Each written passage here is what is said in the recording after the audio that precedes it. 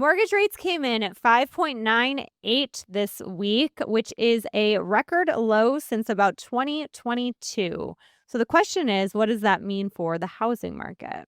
I don't think it makes much difference, my opinion. I mean, you think about where rates were, and I guess they were at this price, what, in 2022? Yeah, in 2021 they were 3%. 2022 is when it spiked to 6 to 7. It's Yeah, almost 7. right. So people are trying to get back to those old times, but it's good from an optic standpoint to crack that 6 number, I think. That's good, but it's 5.98%. So I'm sure that that's good in some respects to say that they're now in the fives, even though they're barely in the fives.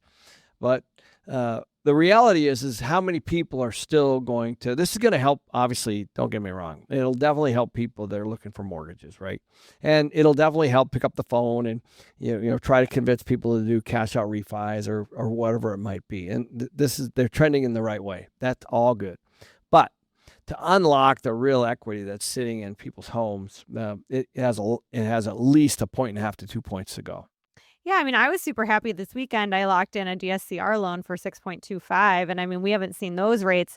When I had my lender quote it 2 weeks ago, he was quoting me at 6.8. So it was a pretty significant drop for me to be able to do 6.25.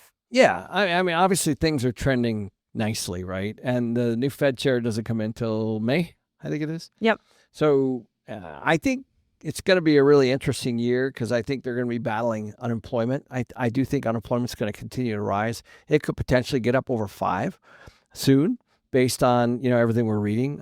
People are cutting this year, ironically, due to AI and all the efficiencies that they're finding around all of that.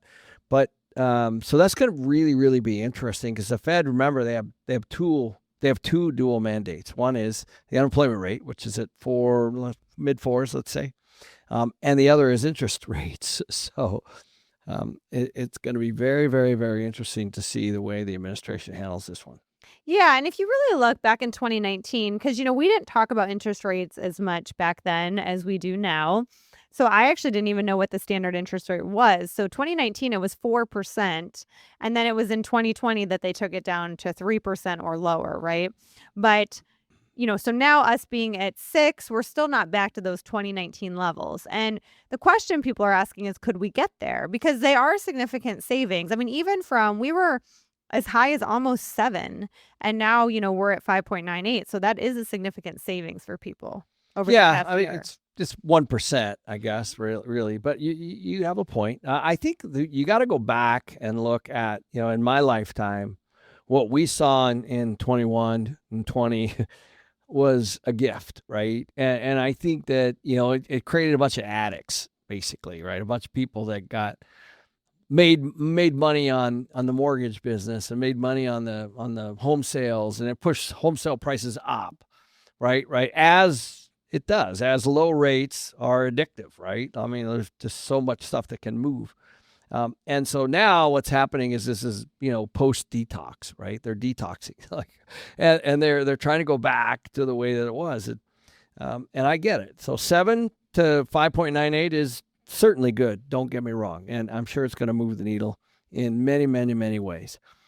But at the same token, it doesn't really move the needle like we need, because there's so much on the lock-in effect, right? There's so much money sitting under 5% that it's got a ways to go. There's actually a lot of money sitting under 4%. So I think unless rates get down into the low 5s, this is just going to be a flat year. Yeah, but let's talk about, could we get back to the 4% that we were, in 2019? Because that was before, I agree with you. I don't know if we can get back to the 3s, because that was, they were throwing everything at COVID to try to make it so the market didn't crash, and they overinflated it. But, to get back to that 4% that we saw in 2019, I mean, is that possible? Well, you bring up a heck of a point. So, let's talk about what the pandemic and COVID did, right? Like they lowered the rates, obviously, but then, to try to stimulate the economy, right?